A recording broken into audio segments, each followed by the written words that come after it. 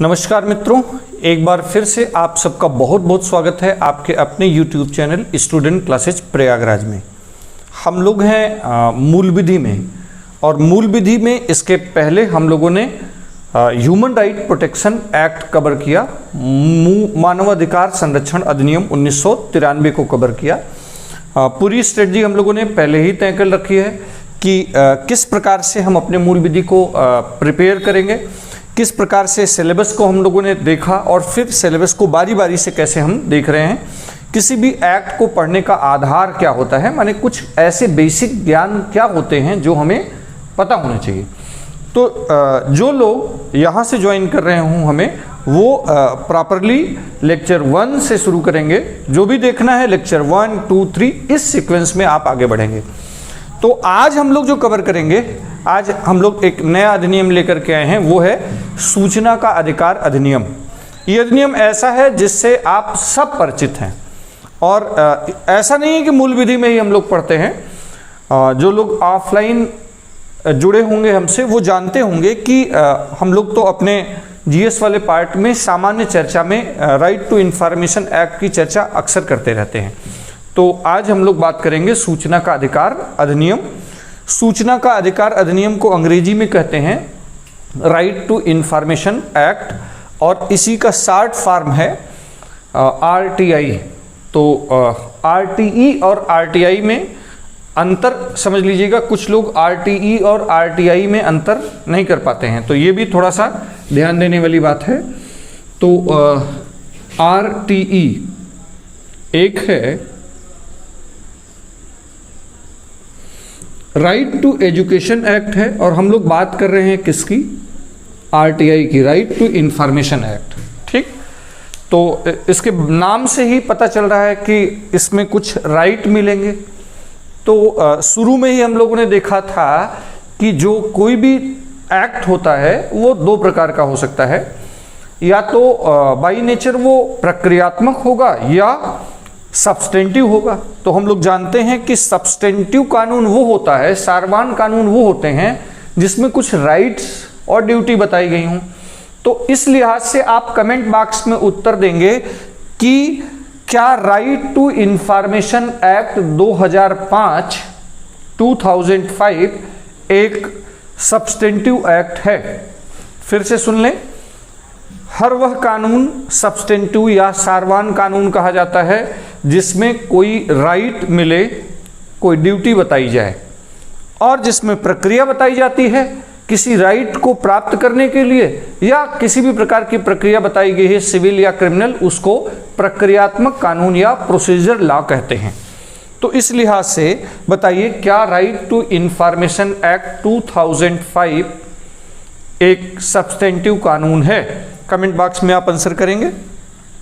हाँ, इतना परिचय हम दे दे रहे हैं, इसका नाम ही है राइट टू इंफॉर्मेशन एक्ट, सूचना का अधिकार अधिनियम। तो इसमें तो साफ साफ लिखा है कि अधिकार है, और अधिकार किस बात का है? सूचना प्राप्त करने का, इंफॉर्मेशन प्राप्त करने का। तो हम लोग इस अधिनियम को डिटेल करें, चैप्टर में जाएं, कितनी धाराएं हैं, क्या प्रक्रिया है, उसके पहले थोड़ा सा इसके महत्व को जान लेते हैं।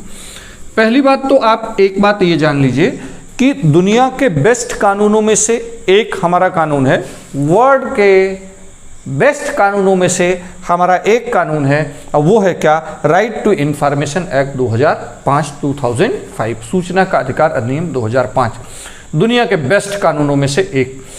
सामान्य नागरिकों का सरकार के प्रति, लोक प्राधिकारियों के प्रति एक सजग अगर कोई हथियार बन के उभरा है तो वो है कौन? Right to information act. अगले पार्ट में हम लोग इसको चर्चा करेंगे कि इसकी कुछ कमियां भी हैं और कुछ व्यवहारिक कारण हैं जिसकी वजह से ये बहुत सफल जितना होना चाहिए नहीं रहा, लेकिन अपने आप में एक सफलतम कानूनों में से एक है। तो सीधी सी बात है कि इसमें प्रत्येक भारत के प्रत्येक नागरिक को सरकार के पक्ष से, लोक प्राधिकारी से सूचना प्राप्त करने का अधिकार है। अब हम ये जानते हैं कि सूचना का इंपॉर्टेंस क्या है, महत्व क्या है हमारे लिए। अब जानने का मतलब क्या है कि सूचना प्राप्त करने का मतलब कि किसी चीज को जानने का अधिकार। हम लोग जानते हैं कि अनुच्छेद 19 ए, भारत के संविधान के अनुच्छेद 19(1)(a) में विचार और अभिव्यक्ति का अधिकार है।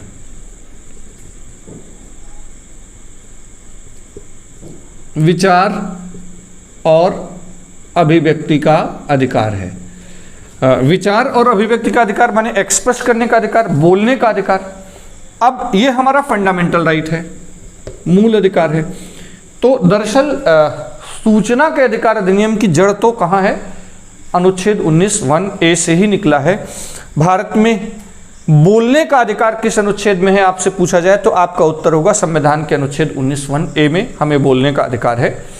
अब कॉमन सेंस की बात है, जब आपको पता ही नहीं होगा तो आप बोलोगे क्या?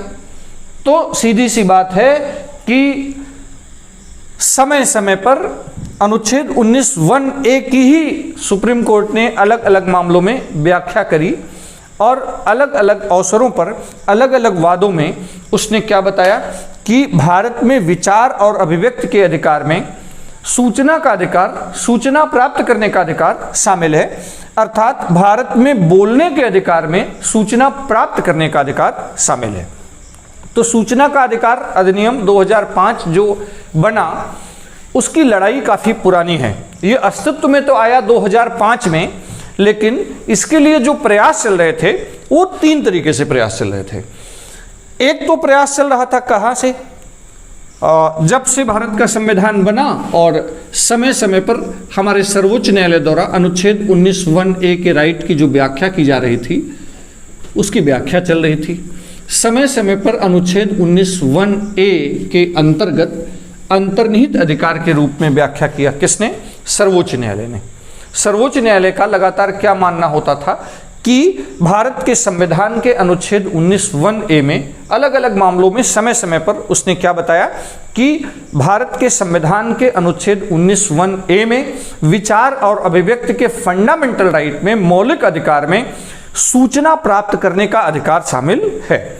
ठीक, जैसे प्रभुदत्त बनाम भारत संघ 1982 के मामले में साफ साफ सर्वोच्च न्यायालय ने कहा है कि भारत के संविधान के अनुच्छेद 19 में समाहित प्रेस की स्वतंत्रता में सरकार के प्रशासन के बारे में भी सूचना प्राप्त करने का अधिकार शामिल है।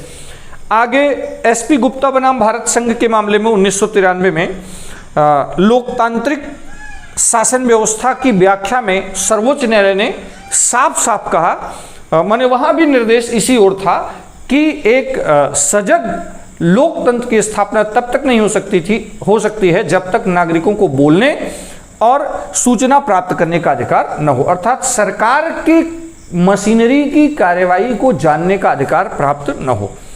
ठीक, तो उसके अलावा कुछ ये प्रमुख वाद हैं जहां समय समय पर सर्वोच्च न्यायालय लगातार इसको कनेक्ट कर रहा था। कहां से?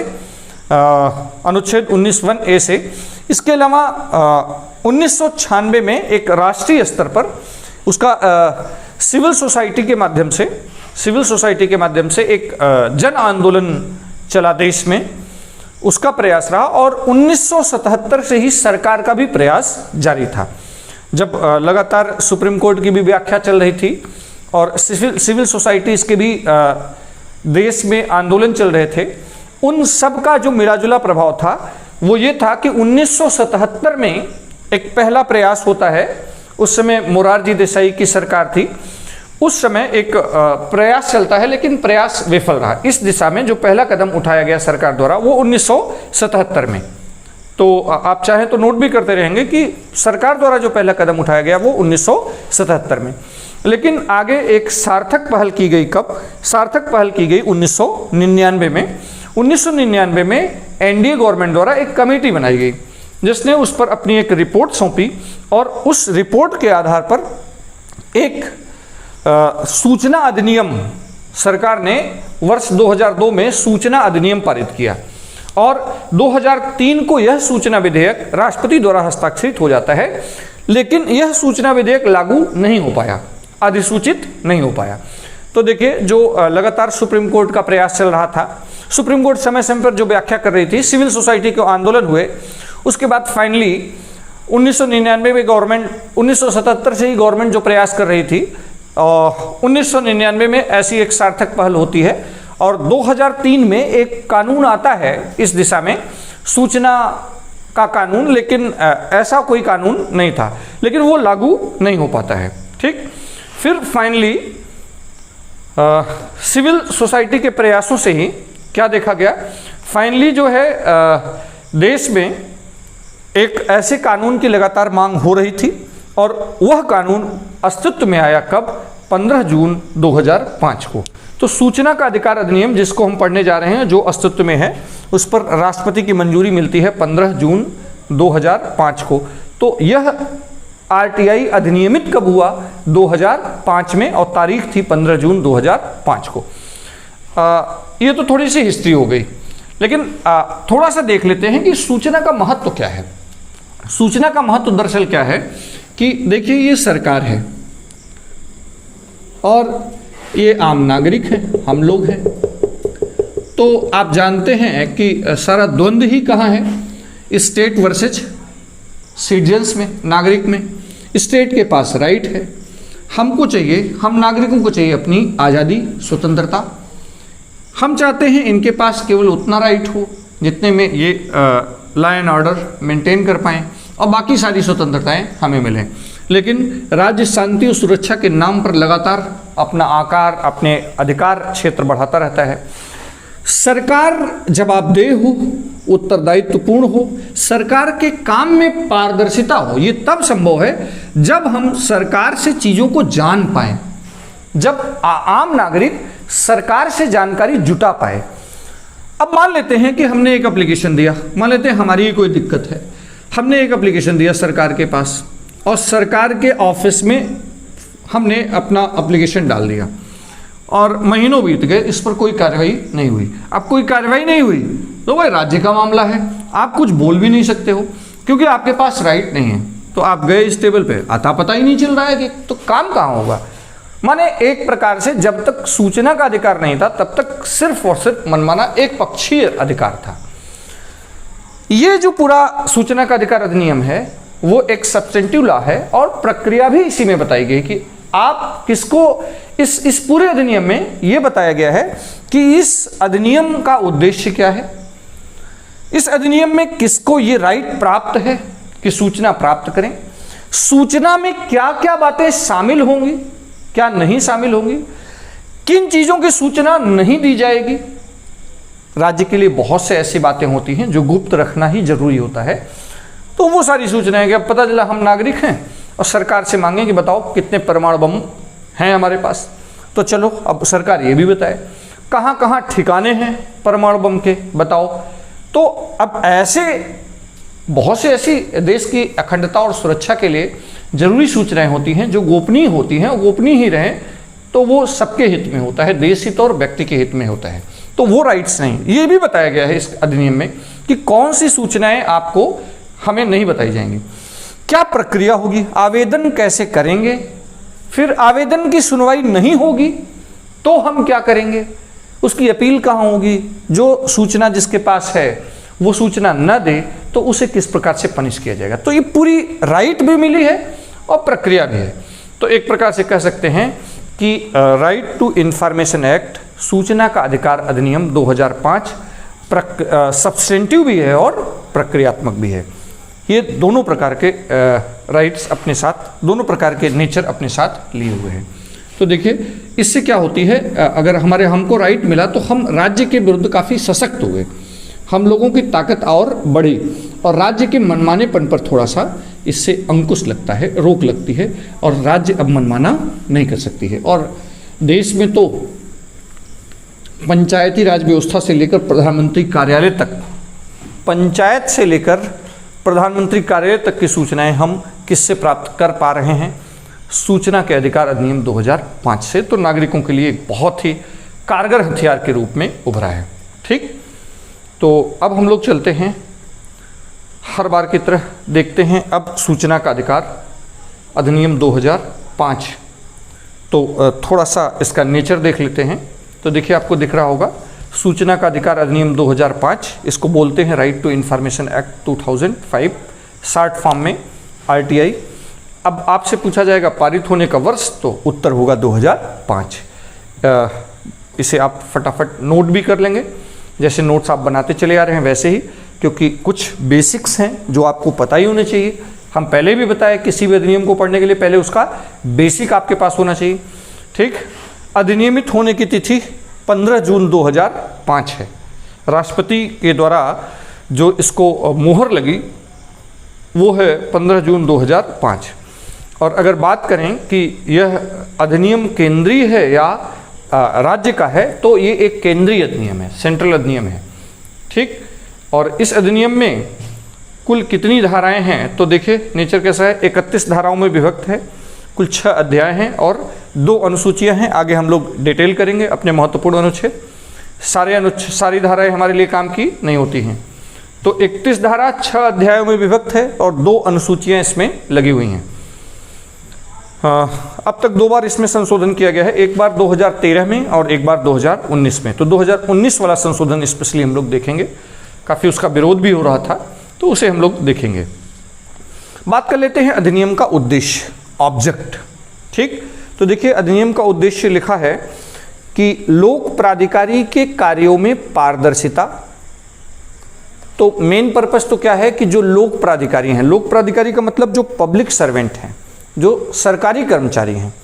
आप जानते हैं कि भारत में जो नौकरशाही है, सरकारी प्रशासनिक मशीनरी है, वो अपने मनमानेपन के लिए विश्व प्रसिद्ध है। लाल फीताशाही, तानाशाही, उन सब पर अगर कोई अंकुश लगा रहा था तो कौन सा? अधिनियम 2005 आरटीआई। लोक प्राधिकारी के कार्य में पारदर्शिता लाने और लोक प्राधिकारियों में उत्तरदायित्व के लिए।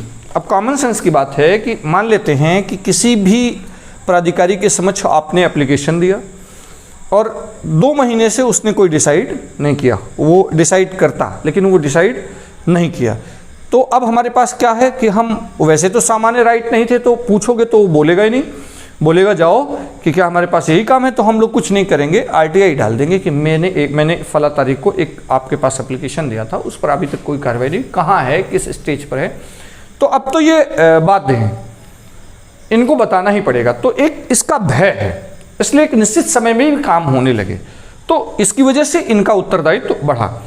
तो काम में पारदर्शिता और लोक प्राधिकारियों में उत्तरदायित्व के लिए लोक प्राधिकारी के नियंत्रण में सूचना, जो पब्लिक सर्वेंट हैं, लोक प्राधिकारी हैं, उनके पहुंच में जो सूचनाएं हैं वहां तक आम नागरिकों की पहुंच सुनिश्चित करने के लिए एक व्यवहारिक पद्धति स्थापित करना, जिसके अंतर्गत केंद्रीय सूचना आयोग, राज्य सूचना आयोग और उनसे जुड़े अन्य आनुषंगिक विषयों के बारे में प्रावधान है।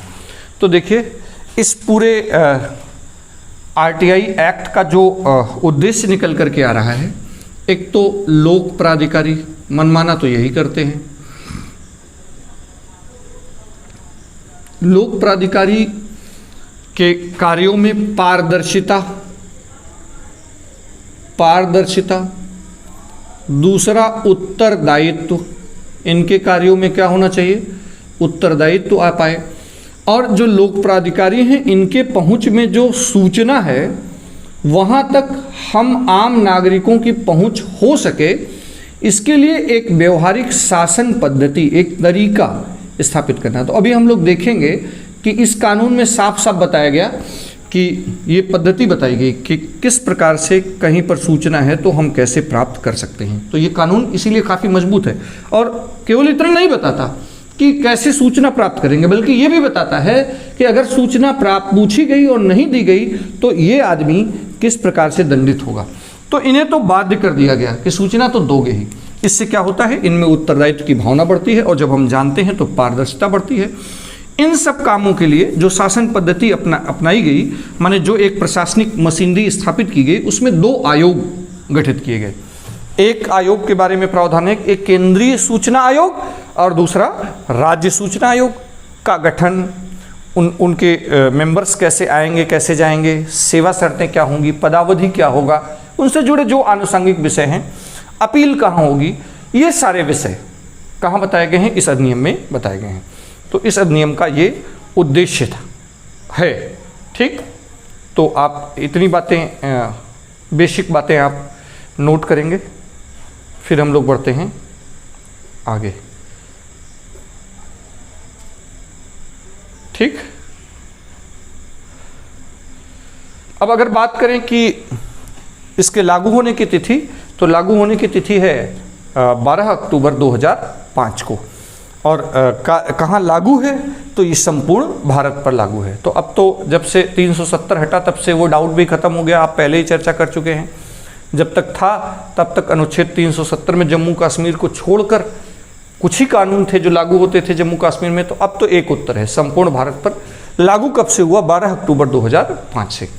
15 जून 2005 को बन गया, लेकिन लागू होता है 12 अक्टूबर 2005 से। ठीक, इसे ध्यान में रखेंगे। चलिए अब हम लोग देख लेते हैं कि ये जो हमारा सूचना का अधिकार अधिनियम है, जिसमें कुल 31 धाराएं हैं। कितनी धाराएं हैं? 31 धाराएं, जो कुल 6 अलग अलग चैप्टर पार्ट में विभक्त है, और 2 बाद में शेड्यूल भी लगे हैं। तो उन शेड्यूल को भी देखेंगे कि उन शेड्यूल में क्या है। इसके कुछ महत्वपूर्ण धाराओं को देख लेते हैं, जिनको तो नहीं भूलना है ना। हर अधिनियम में हम लोग महत्वपूर्ण धारा सबसे पहले कंसाइज कर लेते हैं कि हमारे काम की धाराएं कौन हैं। तो उसमें धारा 1 हर बार की तरह महत्वपूर्ण है। किसी भी अधिनियम की धारा 1 में कुछ अपवादों को छोड़ दिया जाए तो क्या होता है, उस अधिनियम का संक्षिप्त नाम होता है। इस अधिनियम का संक्षिप्त नाम है सूचना का अधिकार अधिनियम 2005। उसका विस्तार और प्रवर्तन की तिथि, माने कहाँ तक लागू है और प्रवर्तन की तिथि। तो ये तीनों बात हम लोग जानते हैं। किसी भी अधिनियम की बहुत ही बेसिक बात होती है, सबको पता होना चाहिए, नाम पता होना चाहिए, कब से लागू हुआ और कहाँ तक लागू है। ये 3 आधारभूत बातें हैं। दूसरा, धारा 2 जो है इसकी परिभाषा खंड है। लगभग कुछ अपवादों को छोड़ दिया जाए तो सभी अधिनियमों में परिभाषा खंड होता है। परिभाषा क्यों जरूरी है, हम पहले बता चुके हैं, क्योंकि उस अधिनियम में अंदर जो शब्द आए हैं उनका स्पष्ट अर्थ हो, एक अर्थ हो, अलग अलग जगहों पर अलग अलग अर्थ न हो, इसलिए साफ साफ कठिन अर्थों को यहाँ अर्थान्वयन कर दिया जाता है। ठीक, तो जो महत्वपूर्ण परिभाषाएं हैं यहाँ दी गई हैं। 2 परिभाषा हमको ध्यान में रखनी है। एक तो धारा 2F सूचना और धारा 2J सूचना का अधिकार।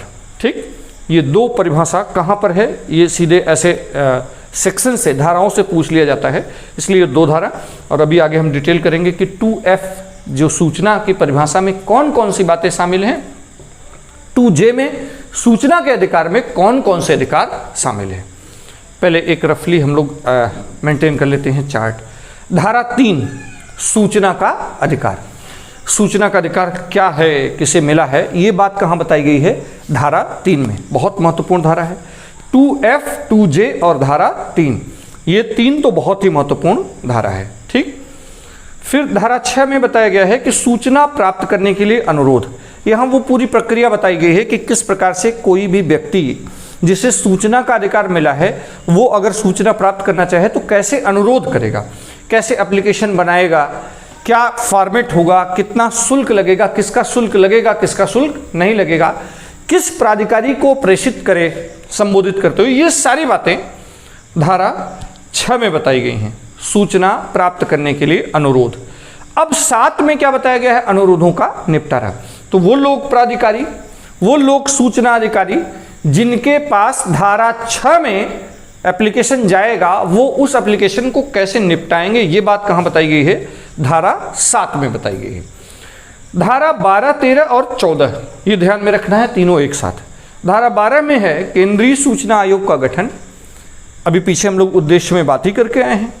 दूसरा, धारा 13 में केंद्रीय सूचना आयुक्त और मुख्य सूचना आयुक्त और आयुक्त जो होंगे, जिनसे मिलकर के केंद्रीय सूचना आयोग का गठन होगा, उनकी पदावधि कितनी होगी और सेवा शर्तें क्या होंगी, इस पर बात की गई है। धारा 14 में मुख्य सूचना आयुक्त और सूचना आयुक्तों का हटाया जाना, कैसे ये हटाए जा सकते हैं, इसके बारे में। तो 12, 13, 14 बहुत इंपॉर्टेंट धारा है इस अधिनियम की। ठीक, जैसे 12, 13, 14 है, वैसे ही 14, 15, 16 और 17 ये 3 धारा भी किससे जुड़ा है, राज्य सूचना आयोग से। तो इस अधिनियम के अंतर्गत क्या प्रावधान किया गया है? इस अधिनियम के अंतर्गत एक केंद्रीय सूचना आयोग और सभी राज्यों को अपने अपने यहाँ राज्य सूचना आयोग के भी गठन के प्रावधान है। वो इस अधिनियम की धारा 15, 16 और 17 में प्रावधान है। तो जैसे उधर 13, 14, 15 वैसे इधर 15, 16, 17, उधर 12, 13, 14 वैसे इधर 15, 16, 17। 15 में राज्य सूचना आयोग का गठन, 16 में जो राज्य का मुख्य सूचना आयुक्त होता है और सूचना आयुक्त होते हैं उन लोगों की पदावधि और सेवा शर्तें, और 17 में अनुच्छेद 17 में राज्य मुख्य सूचना आयुक्त और राज्य के सूचना आयुक्तों को हटाए जाने के प्रावधान बताए गए हैं। ठीक, तो ये 3 के 2 ग्रुप बहुत ही महत्वपूर्ण हैं जिसे आपको नहीं भूलना है। 18 में बताया गया है कि जो सूचना आयोग का गठन किया जा रहा है इनके पास क्या शक्तियाँ होंगी और क्या कृत्य होंगे। ठीक, और 19 में अपील के प्रावधान कि कब कितने दिनों में कहाँ अपील होगी, कहाँ से आगे कैसे अपील होगी। और धारा 20 में पनिशमेंट बताया गया है, जब डिफ़ॉल्ट हो जाए सूचना का अधिकार अधिनियम के अंतर्गत अगर सूचना जो अनुरोध धारा 6 में किया गया था वो अनुरोध अगर आप तक न पहुँचे तब आप कैसे किस प्रकार से दंड के प्रावधान किए गए हैं, तो जो बहुत ही महत्वपूर्ण है। ठीक है, तो देखिए ये कुछ महत्वपूर्ण अनुच्छेद हैं जिसको आपको कभी नहीं भूलना है, आपको मेंटेन रखना है और लिख करके तैयार रखना है इसे, इसमें तो कोई कोताही होनी नहीं चाहिए। ठीक, आइए 2 महत्वपूर्ण बातें आज हम लोग देख लेते हैं फिर आगे चलते हैं। परिभाषा खंड में अभी हमने बात किया कि 2F में सूचना शब्द परिभाषित है। तो देखिए सूचना शब्द में साफ साफ लिखा है कि सूचना में किसी भी रूप में कोई भी सामग्री, जैसे रिकॉर्ड, दस्तावेज, मेमो, ईमेल। देखो सूचना में क्या क्या बातें आ रही हैं, कोई रिकॉर्ड है, कोई दस्तावेज है, कोई मेमो बना है, कोई ईमेल है। ईमेल भी क्या है, सूचना के अधिकार के दायरे में है, कोई ईमेल भी हम मांग सकते हैं। कोई राय है, सलाह है, प्रेस विज्ञप्ति है, परिपत्र है, आदेश है। किसी भी इलेक्ट्रॉनिक रूप में पुस्तकों, अनुबंधों, रिपोर्टों, पत्रों, नमूनों, मॉडल, डेटा, सामग्री को लॉग करें। किसी भी निजी निकाय से संबंधित जानकारी जिसे एक सार्वजनिक प्राधिकरण द्वारा एक्सेस किया जा सकता है। कोई निजी निकाय की भी जानकारी जिसको सार्वजनिक निकाय द्वारा जानकारी हासिल की जा सकती है वो भी सूचना के दायरे में आएगी। और ये किसी भी रूप में हार्ड कॉपी या सॉफ्ट कॉपी, माने हार्ड हो कॉपी हो या सॉफ्ट कॉपी हो। तो कॉमन सेंस की बात है, आज की तारीख में अगर इतना सूचना शब्द को इतना वाइड न किया जाता तो आजकल तो बहुत सी चीज़ें सॉफ्ट कॉपी में हैं, ईमेल में हैं, तो वो सब चीज़ें तो हम लोग प्राप्त कर ही नहीं सकते थे, तो सूचना का अधिकार हमारा अधूरा रह जाता। तो एक काफ़ी वाइड परिभाषा दी गई है। ठीक, तो आप इसे आप नोट कर लेंगे कि 2F में जो सूचना शब्द परिभाषित है उसमें कौन कौन सी चीज़ें आती हैं।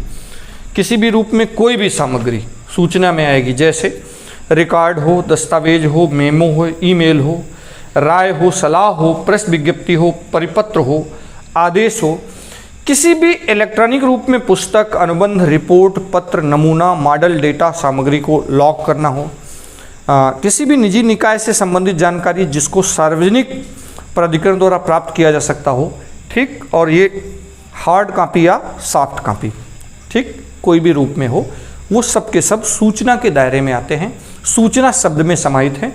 तो जब सूचना शब्द में है और हमको मिला है सूचना का अधिकार, और तो हम जब सूचना मांगेंगे तो ये सारे फॉर्म में अगर कोई चीज़ है तो वो लोक प्राधिकारी हमें देंगे। ठीक, अब दूसरा शब्द था एक कि 2J सूचना का अधिकार। ठीक है, दूसरा था सूचना का अधिकार, तो इसे भी देख लेते हैं।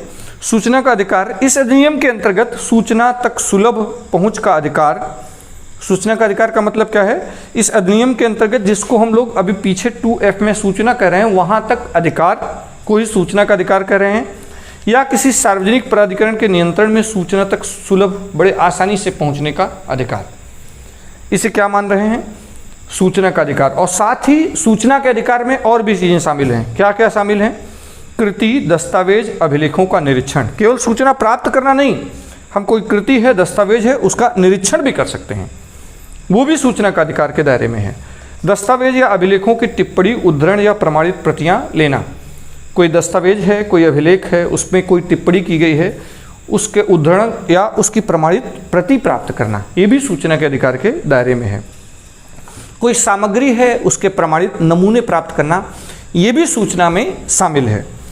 कोई फ्लॉपी है, टेप है, वीडियो कैसेट है, या किसी भी अन्य इलेक्ट्रॉनिक मोड में कोई चीज़ है, उसका प्रिंट आउट के माध्यम से अगर जानकारी मिल सकती है तो वो सब भी क्या माना जाएगा, सूचना का अधिकार। तो सूचना का अधिकार का मतलब यहाँ क्या बताया गया है कि इस अधिनियम के अंतर्गत सूचना तक आपकी पहुँच हो जाए, या सार्वजनिक प्राधिकरण के नियंत्रण में अगर कोई सूचना है तो वहाँ तक आपकी पहुँच हो जाए।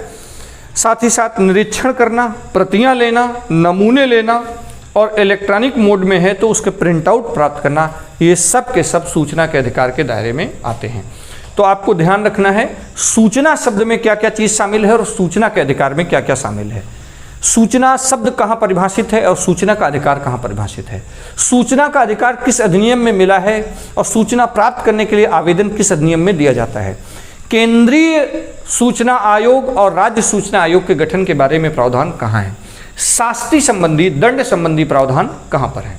ठीक, तो ये थोड़ा सा ब्रीफ जानकारी है राइट टू इंफॉर्मेशन एक्ट की, किस प्रकार से ये अस्तित्व में आया। सर्वोच्च न्यायालय के अलग अलग फैसले, सिविल सोसाइटी के आंदोलन और सरकार के प्रयास से अंततः 15 जून 2005 को एक अस्तित्व में आता है कानून, जो दुनिया के बेस्ट कानूनों में से एक कानून है, जिसे हम जानते हैं राइट टू इंफॉर्मेशन एक्ट 2005, जिसका पासिंग ईयर है 2005 और जिस पर राष्ट्रपति ने मुहर लगाई 15 जून 2005 को, जिसका विस्तार क्षेत्र है संपूर्ण भारत और जो लागू हुआ 12 अक्टूबर 2005 से, जिसमें है कुल 31 धाराएं, 6 अध्याय और 2 शेड्यूल, जिसके महत्वपूर्ण बातों को आज हम लोगों ने कवर किया।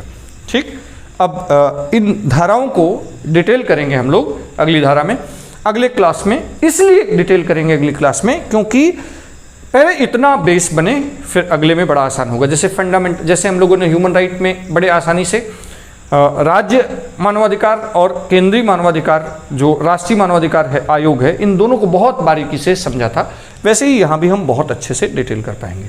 ठीक, तो आज की क्लास में इतना ही, लेकिन एक छोटी सी सूचना है। सूचना ये है कि जो भी स्टूडेंट यूपीएससी की तैयारी कर रहे हैं वो बिल्कुल परेशान ना हो, मूल विधि बड़ी आसानी से कवर हो रहा है। जल्दी हम एक स्ट्रेटजी लेकर के आएंगे चैनल पर, उसे आप देख लेंगे और आपके लिए काफ़ी आसान हो जाएगा। इसके अलावा आप चैनल के प्लेलिस्ट, मूल विधि आप यहाँ पढ़ रहे हो, हिंदी की कंप्लीट प्लेलिस्ट हिंदी वाले सर के द्वारा दी जा रही है, वहाँ पर लेक्चर दिया जा रहा है। डिस्क्रिप्शन बॉक्स में प्रैक्टिस सेट का लिंक दिया हुआ है, वहाँ जा कर के आप क्या कर सकते हो, प्रैक्टिस करो। वीडियो आधारित वर्णमाला पढ़ा, वर्णमाला पर प्रैक्टिस किया। ठीक, और उसके बाद आपको लाइव टेस्ट, तो 3 एंगल से वहाँ तैयारी। इसके अलावा जीएस में संविधान की कंप्लीट प्लेलिस्ट चल रही है, संविधान के कंप्लीट प्लेलिस्ट चल रही है। तो संविधान और बाकी जीएस के मिसलेनियस पार्ट हिंदी, और उसके अलावा आपको करंट अफेयर्स रेगुलर मंथली मिल रहा है, जिसमें साफ साफ आपको लेक्चर ही नहीं मिलता है, प्रैक्टिस भी मिलता है, और मैथ की सेपरेट क्लास और रीजनिंग की सेपरेट क्लास अलग से चल रही है। साथ ही साथ आपको एक 6000 प्लस प्रश्नों का प्रैक्टिस बैच मिल रहा है।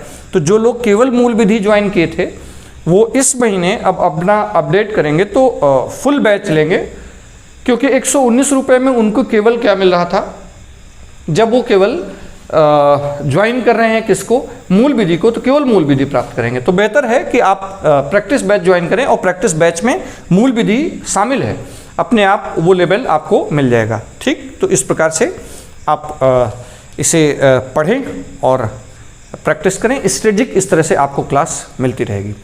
लेकिन मानवाधिकार संरक्षण अधिनियम की बात मैं भूला नहीं हूँ, उसका टेस्ट ड्यू है और उसकी प्रिपरेशन आप किए रहिए। कभी भी आपको क्या मिल सकता है, टेस्ट मिल सकता है। ठीक, तो आज हमें दीजिए इजाज़त। शेयर करना, लाइक करना करते ही ना भूलिएगा। अगली क्लास में फिर इसी टॉपिक को आगे बढ़ाते हुए हम लोग मिलेंगे। तब तक के लिए धन्यवाद।